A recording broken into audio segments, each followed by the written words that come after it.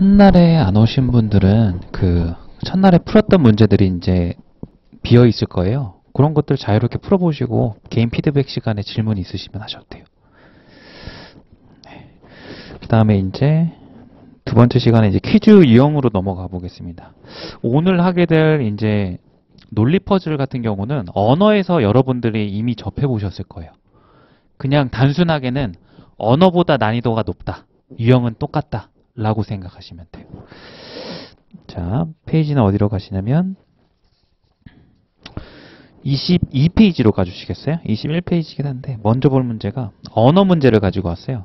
다르지 않다라는 걸 일단 보여드리고 싶은 건데 14번을 푸실 때 하나만 제가 문제를 수정을 해드릴게요. 거기 14번 문제 보시면 동그라미 세 번째 보이시죠? 그 세 번째 동그라미에 뭐라고 돼 있냐면 목요일에 태어난 아이는 을이거나 씨의 아이다 이렇게 돼 있거든요. 일단 이거나 씨의 아이다를 무시하고 풀어보세요.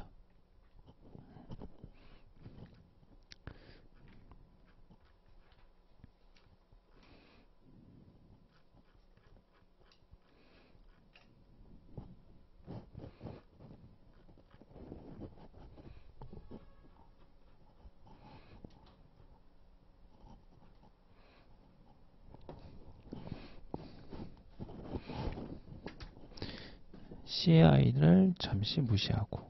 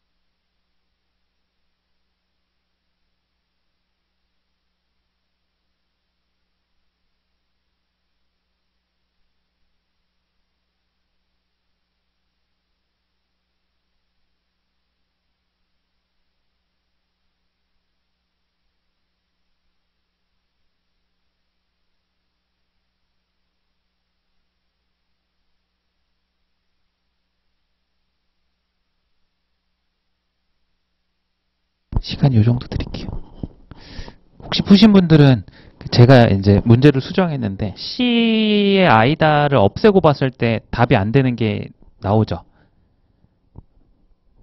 안 나왔나 보네요.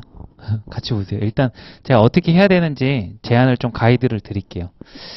자, 이제 논리 퍼즐 같은 경우인데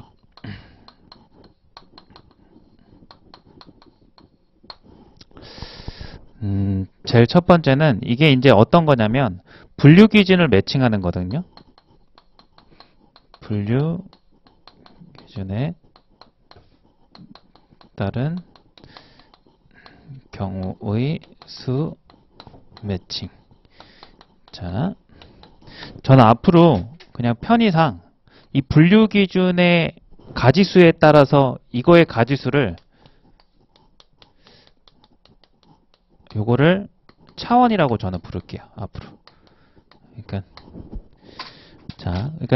이 문제를 이제 이런 용어로 살펴보면, 자, A, B, C, D가 출산을 하고요. 이 네 사람은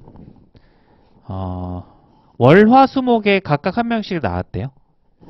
그리고 이 아이들의 이름은 가불병정이에요. 그러면 이제 이 문제는 논리 퍼즐이긴 한데 분류 기준이 세 가지인 거죠. 3차원 문제예요. 그러니까 A, B, C, D, 그 다음에 월화수목금, 월화수목 요일, 그 다음에 가불병정 아들까지. 그래서 여러분들은 그걸 매칭을 시켜야 돼요. 이 문제 같은 경우는 제가 이제 문제를 수정하고 나면 아주 기본 중에 기본이에요. 자, 그러면 이제 여러분들이 이게 차원이 몇 차원이든 간에 보통은 문제되는 게 최소 2차원 이상이 주어질 거란 말이에요. 문제가 어려워지면 과거 기출 보면 한 5개 차원까지 주어지는 문제들도 있어요. 근데 이제 여러분들은 제약상 항상 표로 나타낼 수밖에 없잖아요. 이거를 차원이 아시죠? 이런 건 아시죠? 가로축 1차원, 세로축 2차원 해가지고 평면이 2차원 세개다. 아시죠? 그럼 3차원 세개를 보시려면 어떻게 해야 돼요? 하나 더 그으면 되잖아요. 공간좌표, 그죠? 근데 여러분들은 종이에다가 이런 공간좌표를 쓸 수가 없어요. 맞죠? 이게 이제 연속적인 개념이고 여기는 불연속적인 개념이라서 똑같은 얘기예요. 그럼 여러분들은 고작 하는 게 이걸 매칭을 할 때는 항상 2차원으로 하셔야 돼요. 맞죠? 그럼 여러분들은 제일 첫 번째가 뭘 해야 되냐면 2차원 분류 기준을 선택하셔야 돼요. 이제 선택 기준에 대해서 몇 가지를 적어 드릴게요. 첫 번째는 뭐냐면 중복이 되어서는 안 돼요. 가장 기본적인 거죠. 예를 들어서 문제 하나를 예를 들어 드릴까요? 대강 이런 게 있었어요. 뭐 어떤 A, B, C, D의 사람이 있는데 이 사람의 성별도 있었다. 그리고 임금도 있었다. 그리고 사는 지역도 있었다. 이렇게 제가 4차원을 나열해 봤죠. 사람 이름, 그 다음에 임금, 성별, 그 다음에 사는 지역. 그럼 여기서 일반적으로 성별은 중복돼야 안 돼요. 일반적으로. 되잖아요. 별로 안 좋은 거예요. 무슨 얘기인지 아셨죠? 그죠? 그 다음에 또 임금 같은 경우도 중복되는 게 똑같은 돈을 받고 일하는 사람이 2명 이상 있으면 별로 안 좋은 거예요. 이해하셨죠? 그래서 중복되는 게 있는 기준이 있었을 때는 웬만하면 그런 걸 제외하고 먼저 하세요. 아시겠죠? 그리고 이제 두 번째가 뭐냐면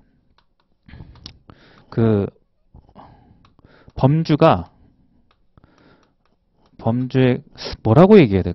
그냥 카테고리라고 할까요? 목차라고 할게요. 목차가 순서를 가지면 여러분들은 선택하셔야 돼요. 이렇게 눈으로 봐야 되니까. 그러니까 순서를 갖는 게 대표적인 게 뭐냐면 요일이에요. 이 문제에서.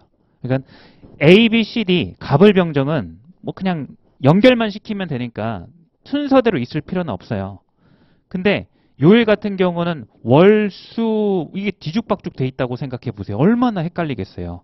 왜냐하면 정보를 뭐 더 이른 시간, 더 늦은 시간 이렇게 줄 텐데 이 문제 같은 경우도 그렇고 다른 문제도 마찬가지예요. 요일 등장했을 때. 그래서 웬만하면은 이런 A, B, C, D처럼 이게 뒤죽박죽 돼도 상관없는 것도 있는 반면에 이런 목차를 나열했을 때 요일같이 순서를 지키는 게 눈에 보기에 편한 것들이 있어요. 그런 거 무조건 선택해 주셔야 돼요. 일반적으로 말씀드리면 한 요 두 가지 정도밖에 없어요. 그리고 여러분들이 센스껏 어떤 어려운 문제에서는 그 두 가지를 잘 골라내셔야 돼요. 그래서 표를 만들어서 푸실 거예요. 오늘 문제들은 전부 다 표예요. 경우의 수. 시간이 오래 걸려서 이거를 아예 제끼시는 분들도 많이 봤는데 막상 해보면 그렇게 오래 안 걸려요. 그런 문제들도 많고 어려워 보이도 오래 안 걸리는 문제도 많고. 자, 어찌됐든 요걸 가지고 한번 풀어보겠습니다. 이거 지울게요. 자, 그럼 이제 이런 문제를 풀 때 가이드를 어떻게 주냐면 A, B, C, D, 월화수목, 그 다음에 가불병정 이 세 가지 중에서 두 개를 선택해서 테이블을 만들라는 거예요. 매칭시키기 위해서. 자, 적어볼게요. 저는 그냥 편의상 A, B, C, D 이렇게 쓰고요. 왠지 가로로 봐야 이제 시간이 좌우로 잘 보일 것 같아서 월, 화, 수, 목 이렇게 쓰겠다라는 거예요. 그럼 이제 이렇게 테이블이 있어서 여기에 채워주시면 되는 거예요. 어떻게 매칭이 되는지. 그러니까 이 매칭의 의미는 만약에 여기에서 여기가 체크된다는 건 월요일에 다시요. A가 화요일에 출산을 했다는 거죠. 이렇게 이런 의미. 이렇게 이제 채워보겠습니다. 첫 번째 조건을 볼게요. 정은 C의 I다. 그럼 C의 I라고 했으니까 여기 부분을 이제 어떻게 해줘야 되는 거예요? 정 이렇게 일단 써주는 거예요.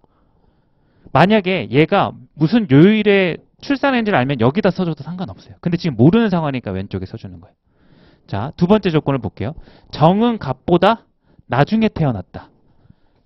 정은 갑보다, 갑은 어디 있는데 나중에 태어났대. 모르겠어요. 아직. 아시겠죠?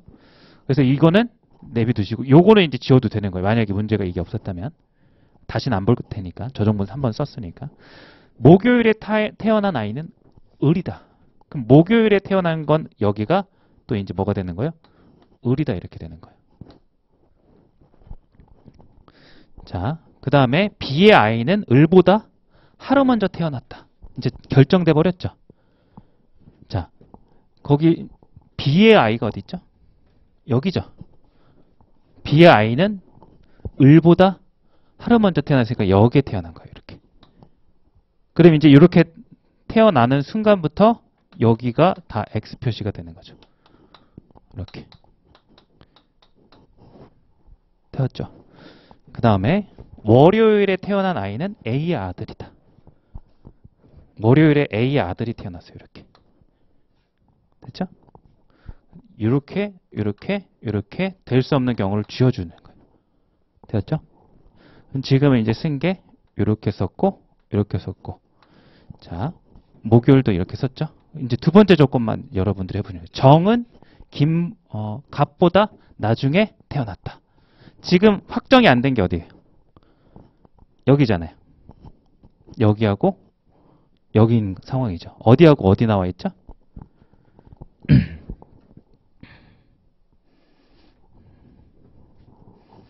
정의할 수 있는, 지금 결정될 수 있는 건 화요일 아니면 목요일인 상황인 거예요.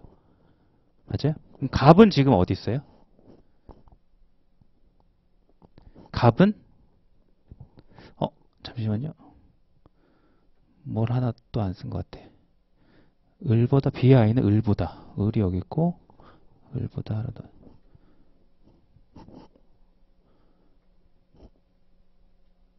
여기다. 자, 여기 부분에서 확정돼야 되는 게 아까 이제 B의 아이는 을보다 하루 먼저 태어났다고 했잖아요. 맞죠? 그래서 이제 여기 부분인데 지금 정이 여기에서 수요일에 태어났고 그러면 여기서 무조건 을이 태어나야 되는 거예요. 이해할 수 있죠? 여기가 을일 수 없잖아요. 정이니까. 이해돼요? 여기도 지워주고 여기가 이렇게 동그라미가 되는 거예요. 따라오셨어요? 다시. 저거 조건 보세요. B의 아이는 을보다 하루 먼저 태어났다 했어요. B의 아이라고 하는 녀석이 여기거든요. 그럼 을은 무조건 여기여야 되는 거예요. 그럼 을은 가능한 게 여기 아니면 여기인데 이미 여긴 정이란 말이에요. 여기가 을일 수밖에 없는 거예요. 이해돼요? 그래서 이렇게 이렇게 되는 거예요.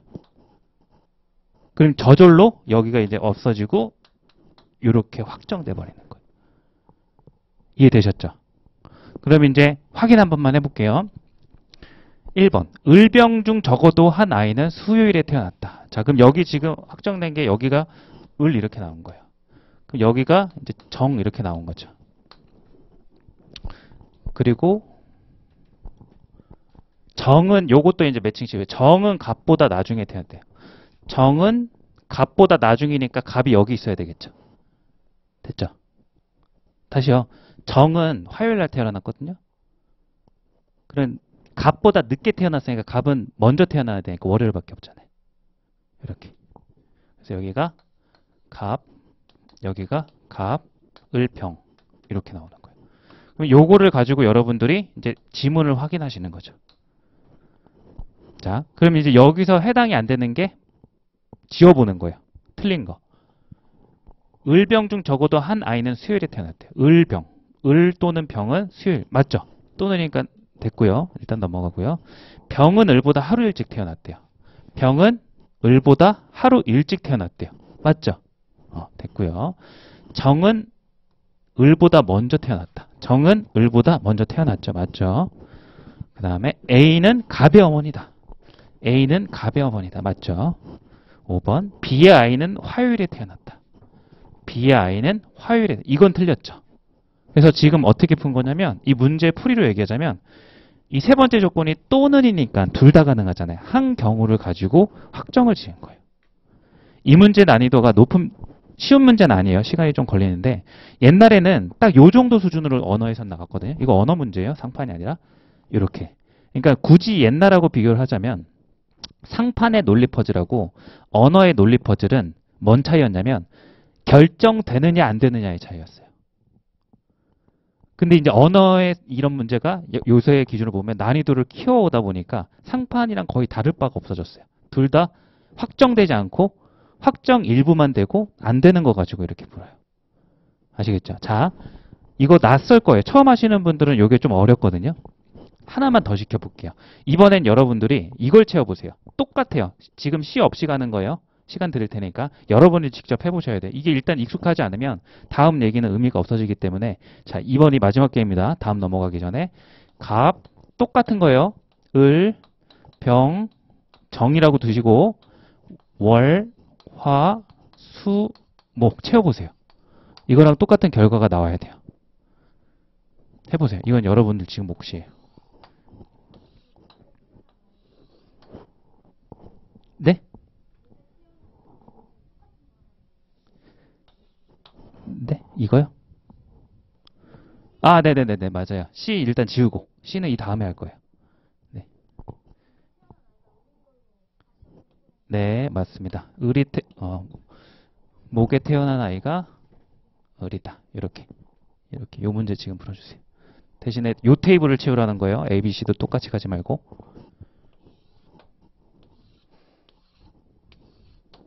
차이점이 있잖아요. 왼쪽. 차원을 제가 바꿔봤잖아요.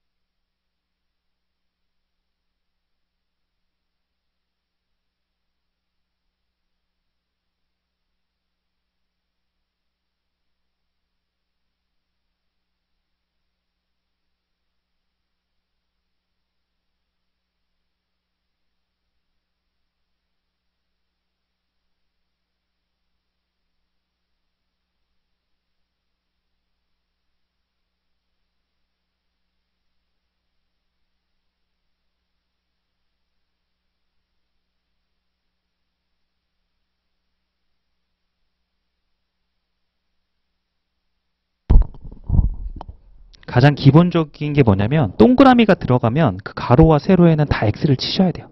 그게 생각으로 안 되기 때문에 이걸 표를 적는 거예요.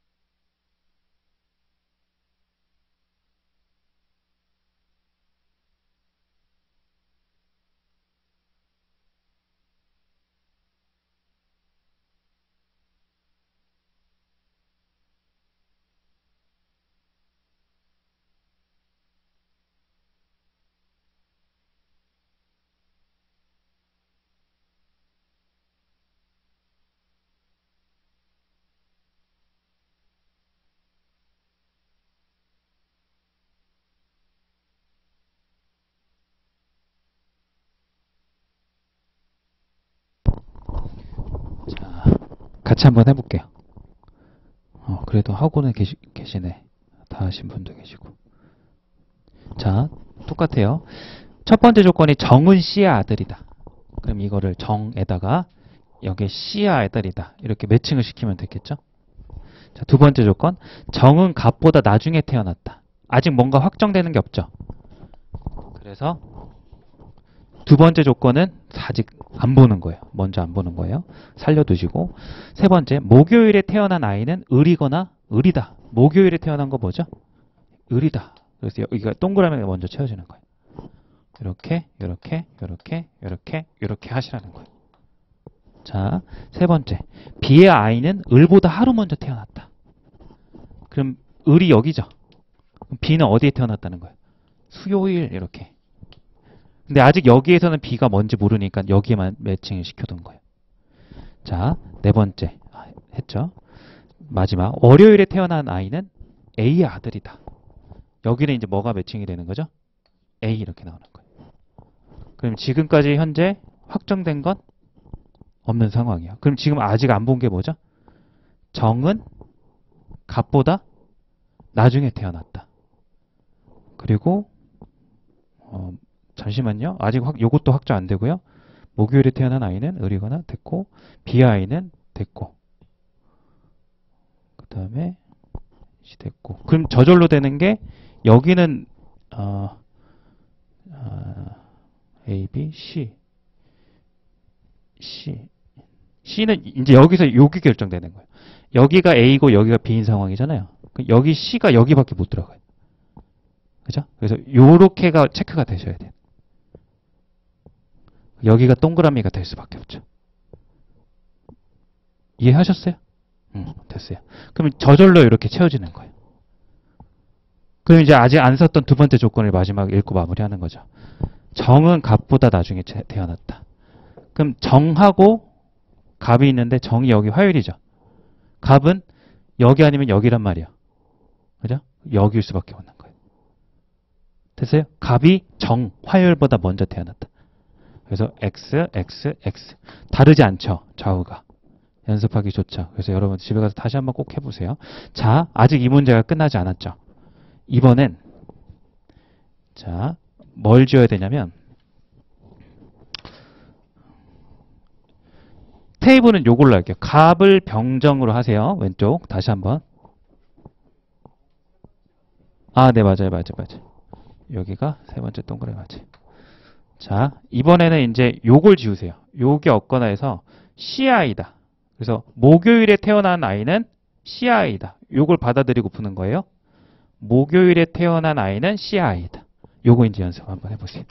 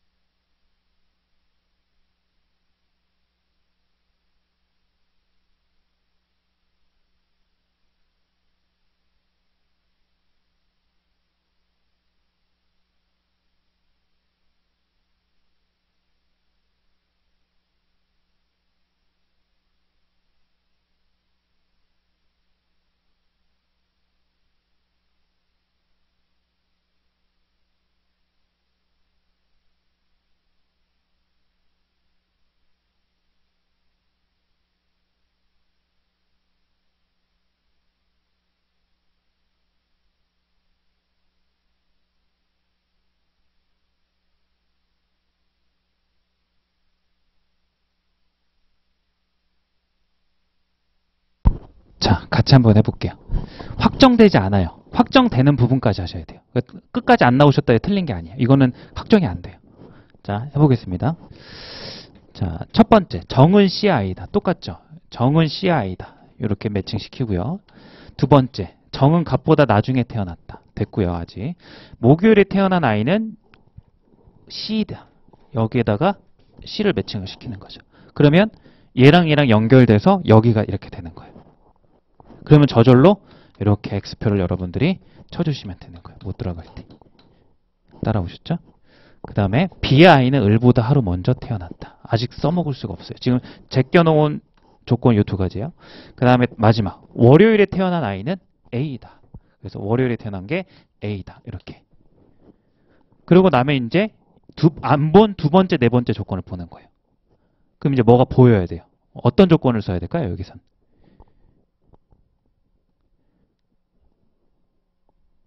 정의? 근데 여기서 정이 갑보다 나중에 태어났다는 의미가 없는 게 얘가 맨 마지막이니까 사실 이미 이건 필요 없는 조건인 거예요. 맞죠? 이미 이게 갑이 월, 화, 수 중에 아무거나 있어도 무조건 D니까. 맞죠? 결국 뭐만 남았어요? 네 번째 조건만 안 보고 요거 써먹어야 돼요. 맞죠? 좀만 생각해보세요. 할 수 있어요. 이제 딱 주어졌잖아요. 저것만 여기에 입히면 돼요. B의 아이는 을보다 하루 먼저 태어났다. B의 아이는 을보다 하루 먼저 태어났다. 자, 그렇죠. 그거 찾았으면 끝난 거예요. 여기가 BD일 수밖에 없는 거죠. 왜냐면 여기가 을이 아니잖아요. 이해돼요? 그래서 여기가 B, 저절로 여기는 뭐가 되는 거예요? D 이렇게 되는 거예요. 이해하셨죠? 다시요. 네 번째 조건에서 B의 아이는 을보다 하루 먼저 태어났다 했어요. 만약 이제 B가 될 수 있는 건 여기 아니면 여기인데 머릿속에 생각을 이렇게 한 거예요. 넣어본 거예요. B가 여기 태어났다면 여기가 을이 돼야 되거든요. 근데 여긴 정이거든요. 이해됐죠?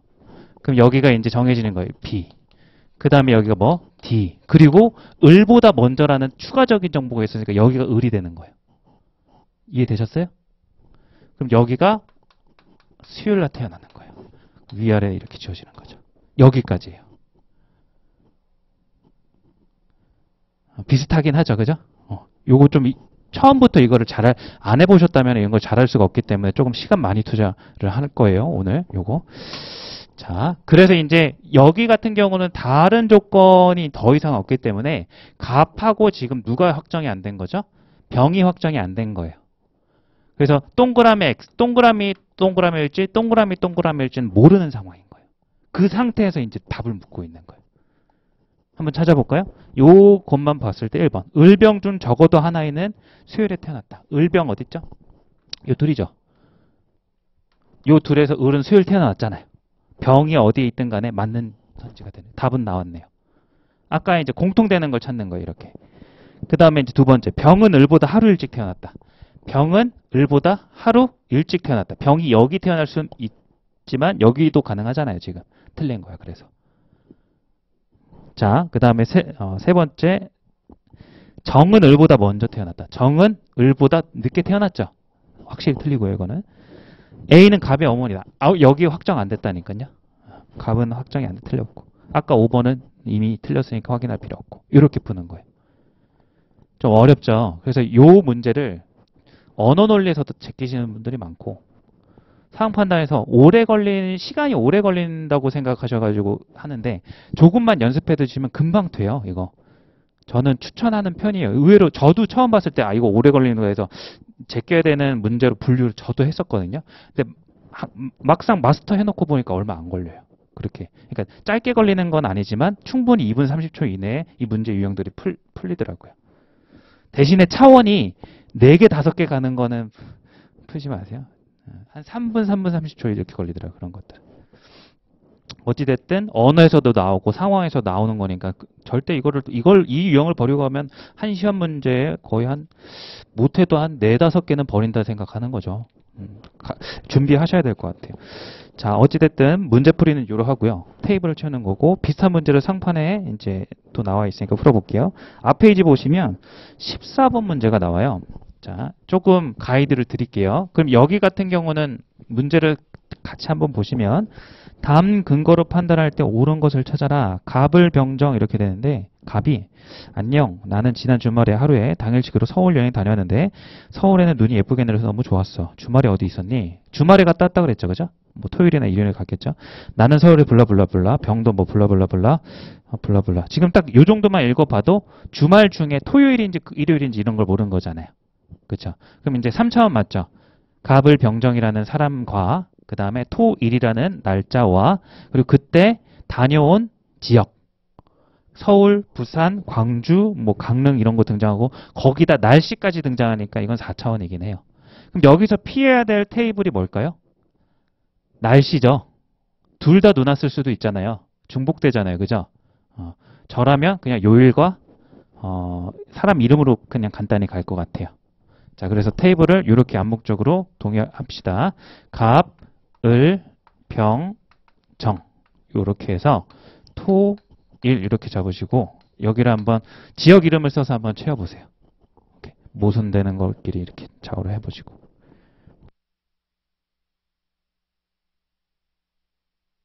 예를 들자면 이렇게 쓴다는 거예요. 갑이 나는 지난 주말에 하루 했는데 서울에 눈이 내렸다. 그래서 서울 이렇게 쓰시고 여기에 이제 눈이 내렸다. 눈 내렸다. 뭐 이런 식으로 적어두는 거죠. 해보세요.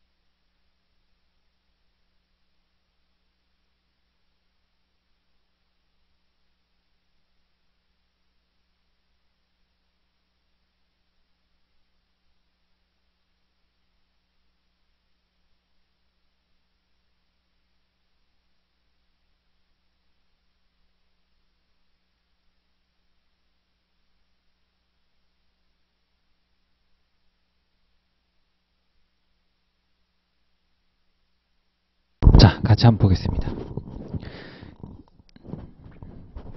이 문제가 방금 전이랑 이제 풀이 과정이 거의 비슷한데 상판의 논리 퍼즐은 90% 이상이 빈출된 경험으로 보면 확정되지 않은 경우의 수를 가지고 푸는 거예요. 난이도를 올리는 거예요. 아주 단순하게 이 문제 유형에서 난이도를 올리는 거의 유일한 방법이에요. 경우의 수를 여러 가지를 줘서 자 이제 보기의 기억부터 리을도 한번 보세요.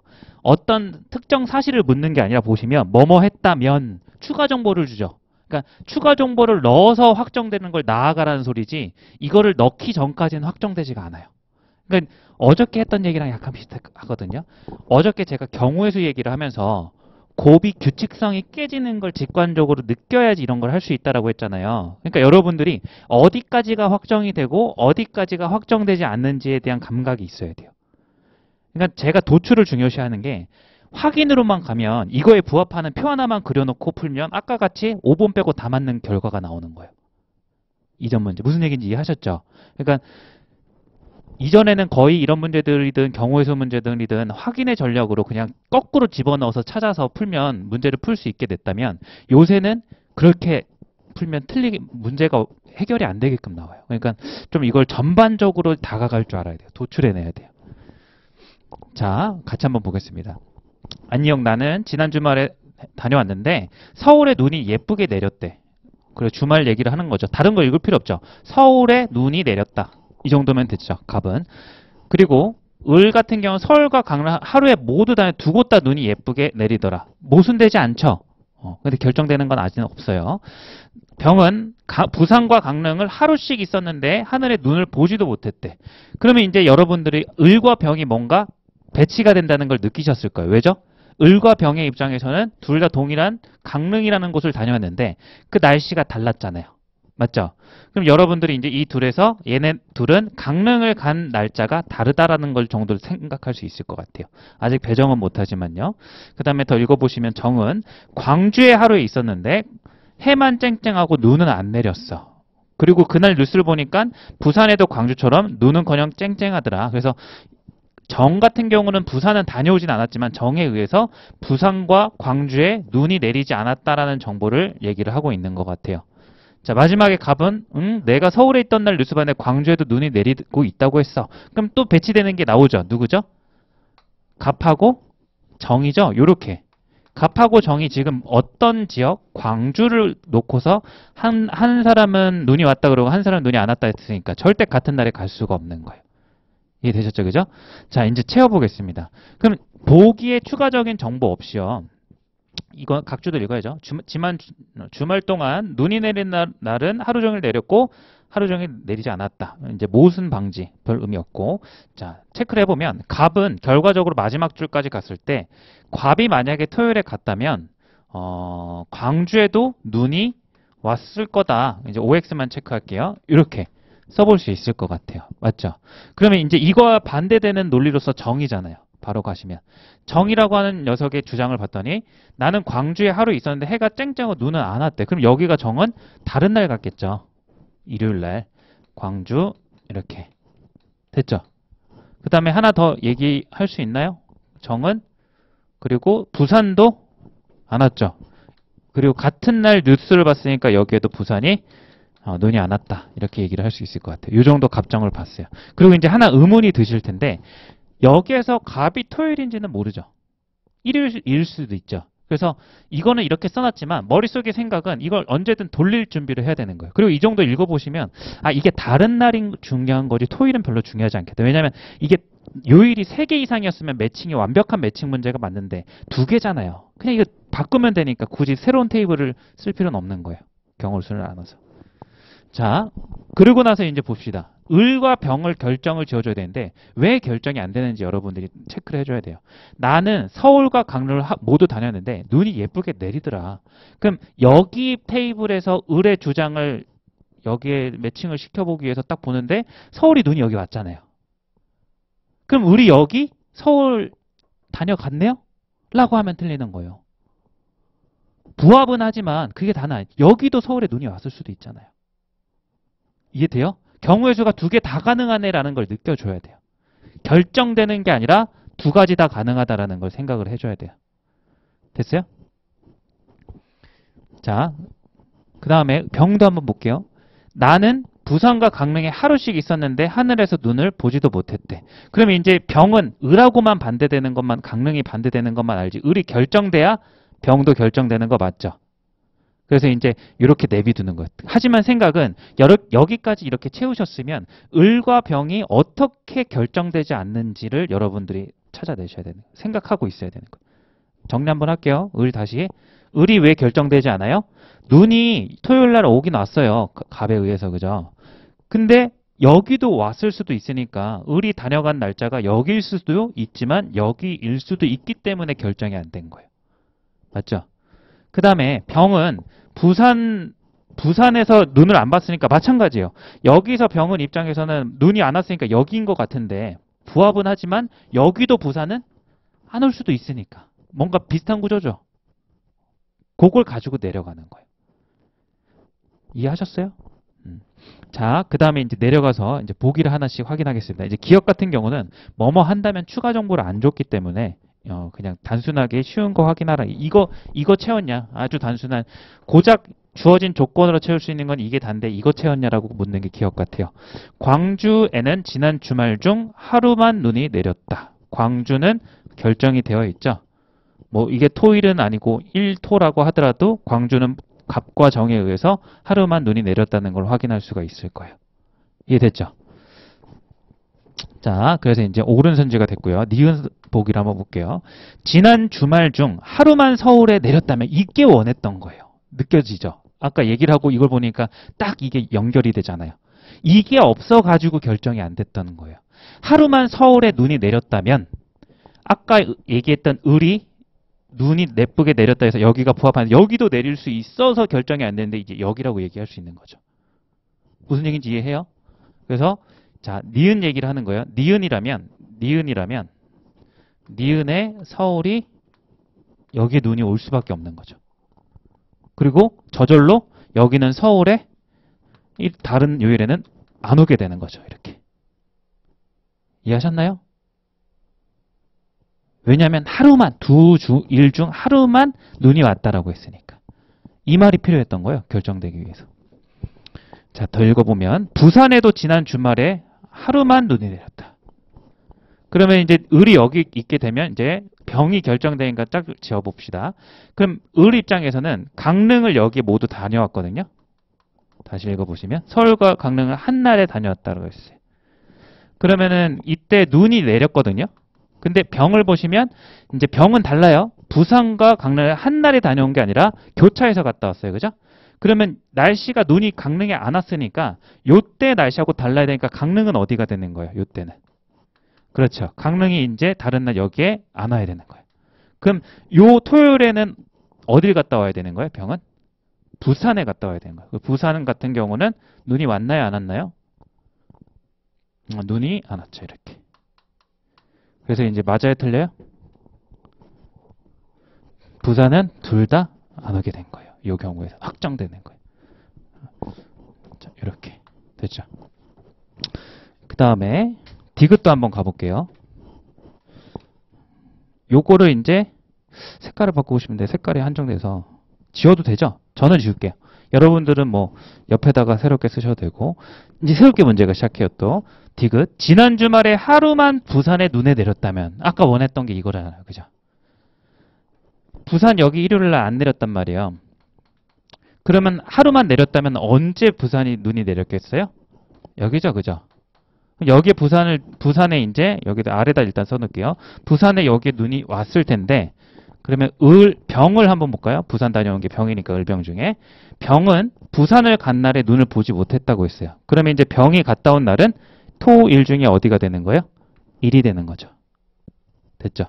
그래서 여기가 부산 이렇게 갔다 온 거고 보지 못했다. 그럼 저절로 강릉은 언제 갔다 온 게 되는 거예요?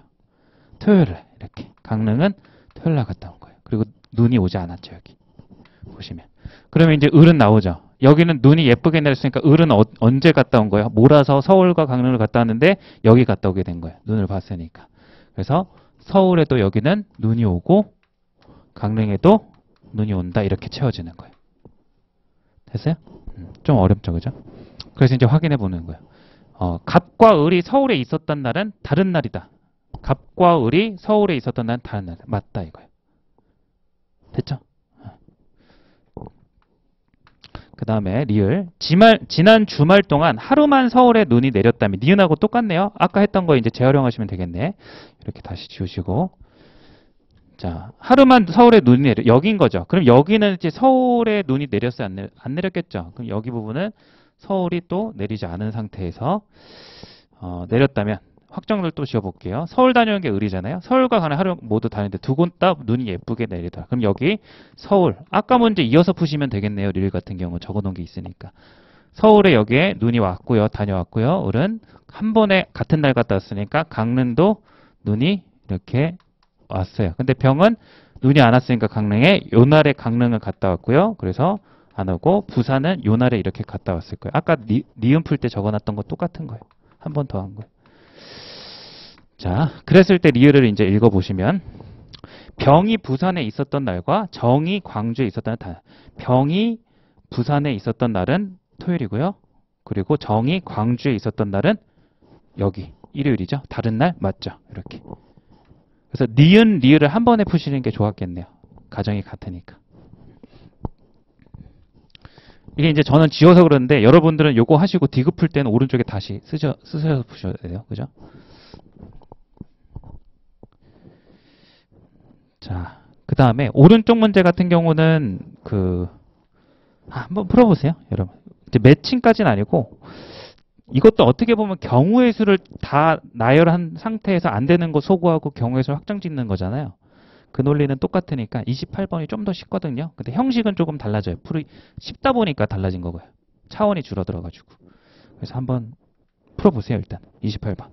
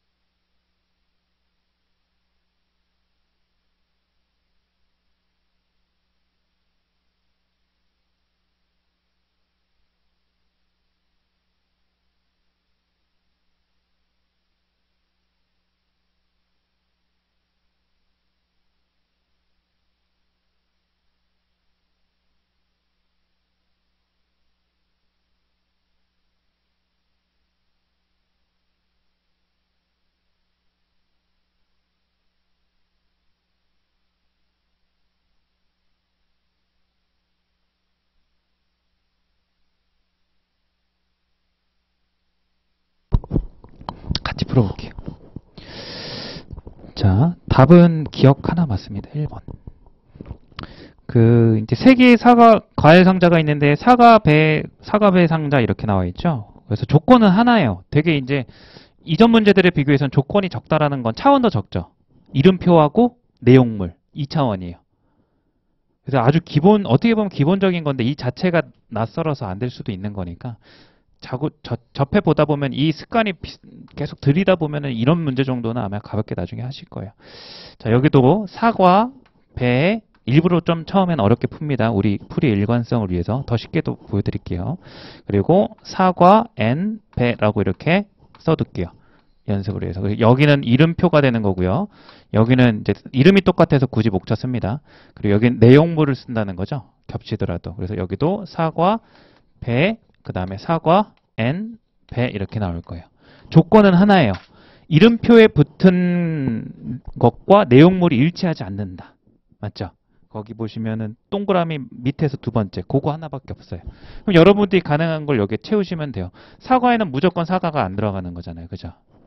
이거를 두 번 쓰기 귀찮아서 저는 색깔 달리해서 이렇게 쓸게요. 한 번은 이제 그럼 얘가 배일 수 있는 거잖아요. 그럼 이렇게 가보는 거예요. 그럼 이제 요거에 따라서 이렇게 되는 거예요. 그죠?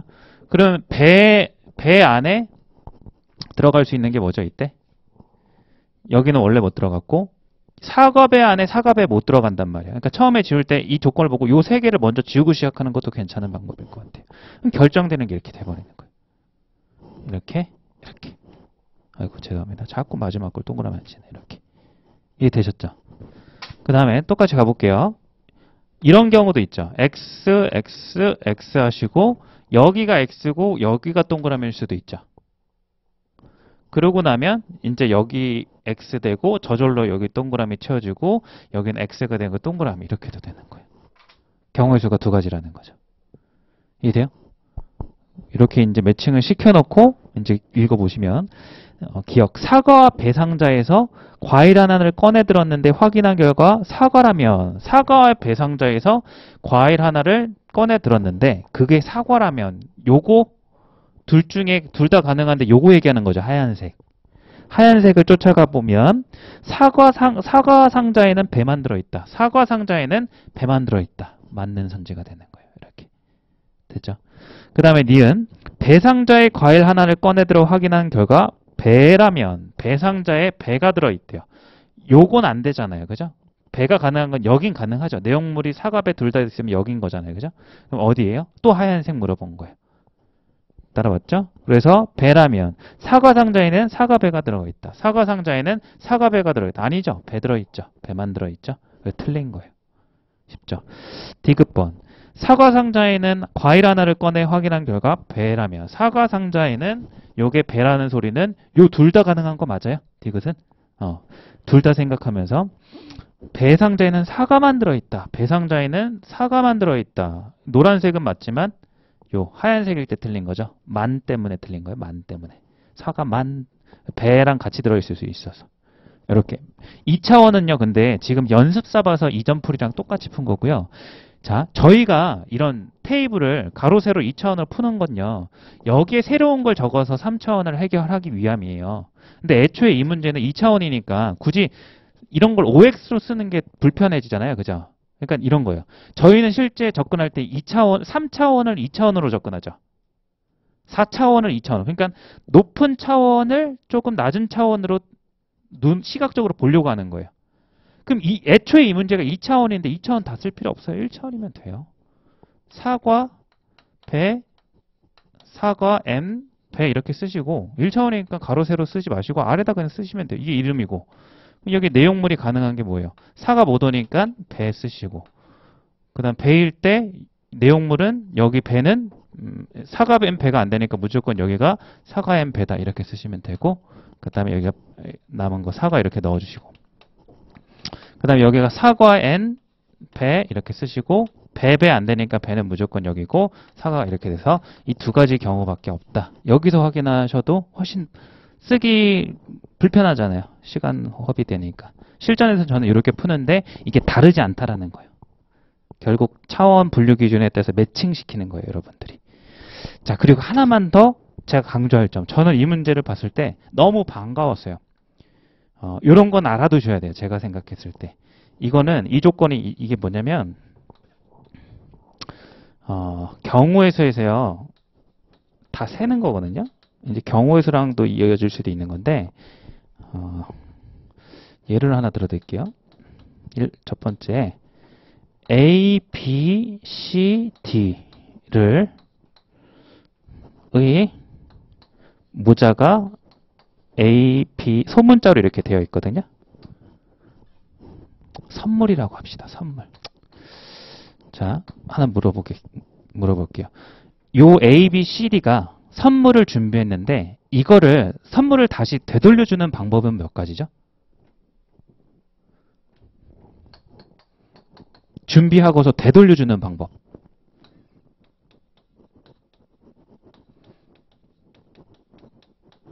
자, 어렵지 않게 이건 규칙성이 있는 거죠. A가 취할 수 있는 선물의 가지수는 몇 가지죠? 4가지. 이렇게. 그죠? B가 취할 수 있는 건 몇 가지죠? 3가지. 몇 가지죠? 2가지. 1가지 이렇게 될 거예요. 근데 어제 이제 했던 중요한 얘기 중에 하나가 이거를 자꾸만 공식처럼 암기하지 말고 그 의미를 되새김질을 한번 해보라고 했을 거예요. 이게 뭐였냐면 이 매칭하는 거랑 똑같거든요. A, B, C, D 이렇게 사람이 있는데 자, 한번 써볼게요. 제가 노가다를 한번 직접 해볼게요. 여러분들이 안 해보시니까 제가 한번 해볼게요. A, B, C, D를 이렇게 매칭하는 게 있어요. 맞죠? 그 다음에 A, B, D, C 이렇게 매칭하는 게 있죠. 그럼 둘을 바꾸고 나니까 바꿀 게 B밖에 없죠. A, C, B, D 이렇게 되는 거 맞아요? A, C, D, B 이렇게 되는 거 맞아요? A, 그 다음 D, B, C A, D, C, B 이렇게 하고 나면 다 바꾼 거예요. 맞죠? 그럼 한번 물어볼게요. 요 1이 의미하는 게 뭐냐면 세 번째까지 결정되고 나면 여기에 들어올 수 있는 경우수라는 거예요. A, B, C가 결정되면 D밖에 없으니까 1가지인 거예요. 이해돼요? 이 2가 의미하는 게 뭐냐면 앞에 2가지가 결정되고 나면 올 수 있는 게 2가지라는 거예요. 앞에 2가지가 결정되잖아요. A, B로 결정되잖아요. 올 수 있는 게 C, D 2가지라는 거예요. 느껴지죠? 그죠? 그럼 이 3도 느껴지죠? 왜 3가지인 거예요? A가 결정되고 나면 여기 올 수 있는 게 B, C, D 이렇게 되는 거죠. 요게 이렇게 3가지로 가는 거고 각각의 이 2가지가 2로 가는 거고 요 1가지가 이렇게 하나로 가는 거예요. 그럼 제가 안 썼지만 여기 올 수 있는 게 A 말고 또 뭐가 있어요? B, C, D 4가지가 쭈르륵 이렇게 나열되는 거잖아요. 아시죠? 맞죠? 이거 안 찍어도 돼요. 중요한 거 아니잖아요. 제가 알려드리는 건 지식이 아니라 느낌을 가져가라는 거예요. 느낌을. 자, 이게 경우에서 가장 기본적인 고배 법칙을 하나의 예를 든 건데 여기에다가 대표적으로 이런 조건을 추가하거든요. 선물이라는 게 자기 선물 자기 가져가면 좀 그렇잖아요. 그래서 아주 그냥 대표적으로 나오는 문제가 여기에 플러스 추가하는 게 자기 선물은 제외라는 말이 이제 들어가는 거예요. 자, 공간이 없으니까 요거는 충분히 이제 4 곱하기 3 곱하기 2 곱하기 1이 어떤 느낌인지 알았으니까 요건 지우고 한번 또 써볼게요. 그럼 어떻게 되는지 봐요. 제가 이제 질문 자체를 안 하죠. 여긴 규칙성이 없어요. 보세요. 여기가 A 못 들어가죠. 그럼 들어갈 수 있는 게 B부터죠. B부터 들어가면 A가 이제 여기 들어갈 수 있고 자, 어때요? 원래는 2군데 남으면 뭔가 경우의 수가 생길 것 같은데 확정이 돼버려요. 맞죠? 왜냐면 C가 여기 못 들어가니까 C가 여기 확정되는 거잖아요.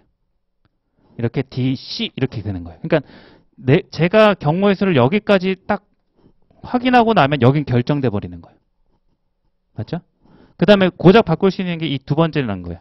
여기는 C 이렇게 들어가죠. 그죠? 여기는 이제 뭐가 들어갈 수 있죠? D밖에 안 돼요. B. 그럼 여기도 이렇게 결정되고 나니까 여기가 몇 가지라는 거예요? 1가지라는 거예요. 그죠? 자, 마지막 B, D로 한번 가볼게요. 여기는 어떻게 돼요? 이제 B, C 남았죠? 여기는 B, A, C 남았죠? 뭔가 잘못됐다. 여기가 A죠? 자, A, C도 되고 뭐도 돼요? B, D, CA가 되잖아요. 아, 죄송합니다. 지금 뭐 빼먹었죠, 그러면? A, B, D, C. 여기도 한 가지. 뭐 하나 빼먹었는데요, 그러면? B, A 했고, A 했을 때 남은 게 DC. 안 되고, D. 쭉 가볼게요. 조금만 가볼게요. 그 다음에 여기가 C가 되면 여기는 어떻게 되죠? 여기도 이제 한 가지라고 이렇게 적어놓고 올 수 있는 게 A죠. 그럼 B, D 남았죠. 그럼 여기는 D, B 이렇게 확정 하나. 여기도 하고 나면 한 가지. 그 다음 C, B 안 되고 C, D 이렇게 갈 수 있겠죠? 그럼 C, D 이렇게 가면 남은 게 A하고 B 남았죠. 그럼 A하고 B. 여기다. 어때요? 또 되죠? 그쵸? BA도 되는 거예요, 여기는. 자, 제가 뭘 보여드리고 싶었냐면 이렇게 CD가 결정되고 나면 전부 다 하나니까 규칙성이 있는 것처럼 보이지만 여기는 또 두 가지가 이렇게 퉁 튀어나오는 거예요. 그러니까 곱하기로 연결이 안 되는 거예요. 이런 거는 알고 계셔야 돼요. 그래서 여러분들이 이런 예가 되게 많거든요. 저기에는 뭐라고 돼 있어요? 이름표와 내용물이 다르다 이렇게 돼 있단 말이에요. 근데 지금 또 다른 예로 똑같은 논리 구조를 갖게 만든 거죠. 선물을 준비했는데 자기가 준비한 선물은 제외한다. 또 하나 말로 예를 들어 이렇게 되게 많아요. 모자를 거는데 자기 모자 거래에 자기 모자는 걸지 않는다. 아마 접해 보셨을 거예요. 맞죠? 솔직히. 경우수에서 대표적인 문제라서 그래요. 저는요, 이거 다 해보시면 이게 끝이에요. 몇 가지죠, 그래서? 6가지예요. 맞죠? 저거는 분류 기준이 이제 4개를 나열했을 때 이거 다 세봐야 6개인데, 저거는 3개를 나열할 땐 2가지밖에 안 돼요. 되게 적어요. 그래서 요거는 소재로서 말씀드리는 거예요. 이 문제에서 이 조건을 보시고, 바로 그냥 이거는 경우의 수를 나열하면 얼마 안 나온다라고 좀 기억해 주셨으면 좋겠어요. 그래서 예를 들어드린 거예요. 이름표와 내용물이 다른 거, 자기가 준비한 선물과 자기가 받을 선물이 다른 경우, 모자를 걸었을 때 자기 모자 거리에 제외하고 거는 경우의 수, 이런 것들이 다 동일한 경우의 수. 그거는 규칙성이 깨져서 다 그냥 나열해야 된다. 이렇게만. 그래서 저 같은 경우는 그런 것들이 많이 들어와 있는 상태여서 바로 그냥 이걸로 하니까 정말로 한 30, 빨리 푸신 분들은 아마 30초 1분에도 푸셨을 거예요. 쉬어가지고. 자, 이렇게 하고요. 한 문제만 더 하고 오늘 마무리하는 걸로 할게요. 그래서 이제 논리 퍼즐 문제는 상황 판단 논리 퍼즐이 확정된 경우에서가 아니기 때문에 제가 문제 하나를 갖고 와서 확정되는 경우부터 단계적으로 올라간 거예요. 여러분들도 이제 언어 논리 퍼즐을 먼저 하시고 그 다음에 상황 논리 퍼즐을 가셔야 돼요. 이 유형 같은 경우 같이 싸잡아서.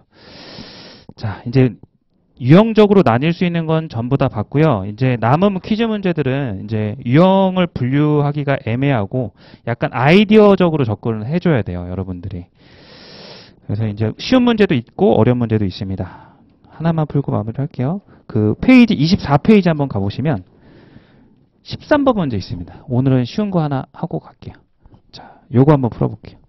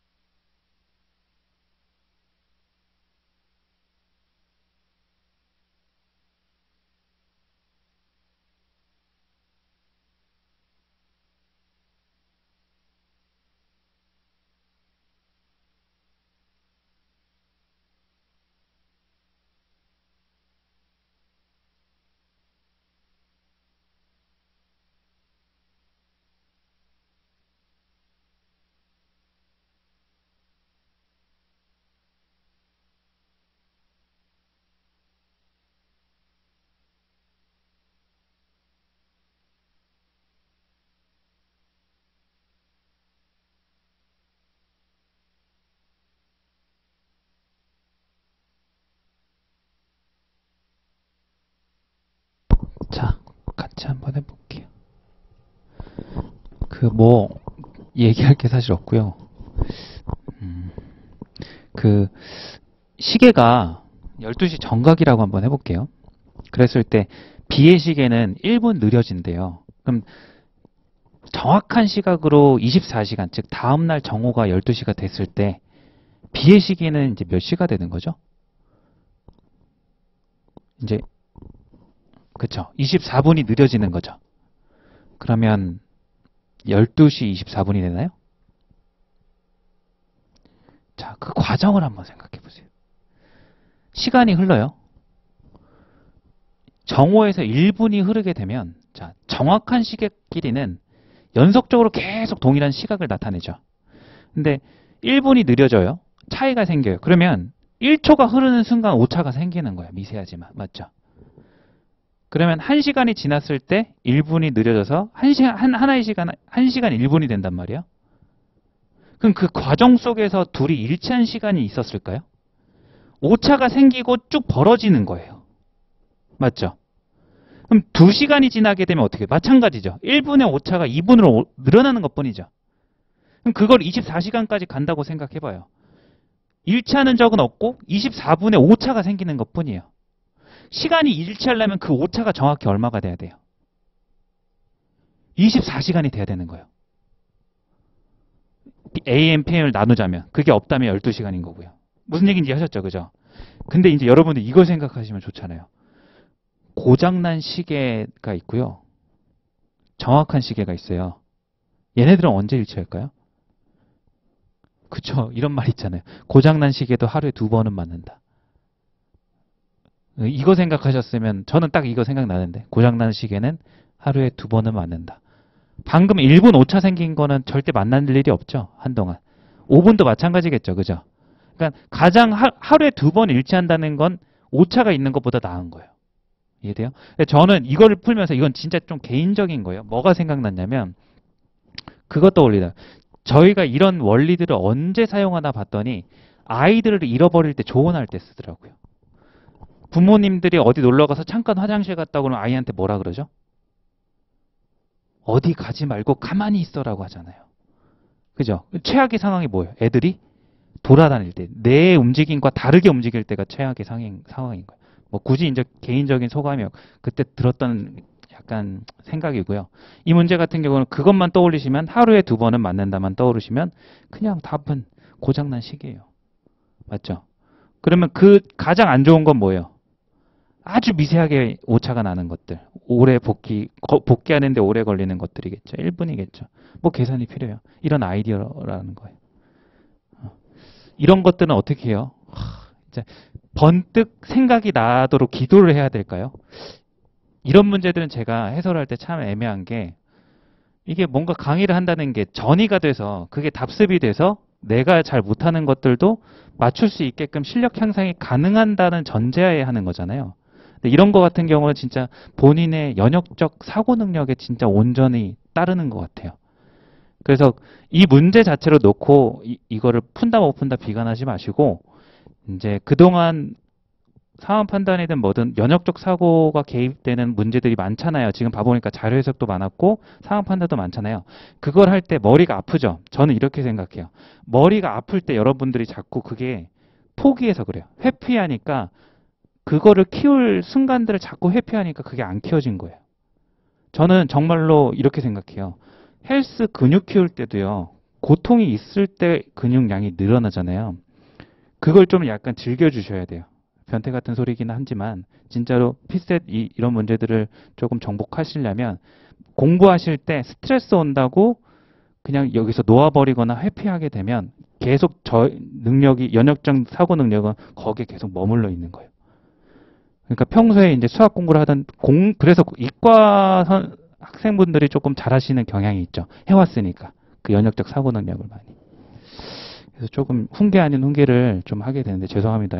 어찌됐든 그렇게 이제 접근을 해주세요. 이런 문제를 유형으로 어떻게 접근해요? 그냥 생각하고 말고의 차이지.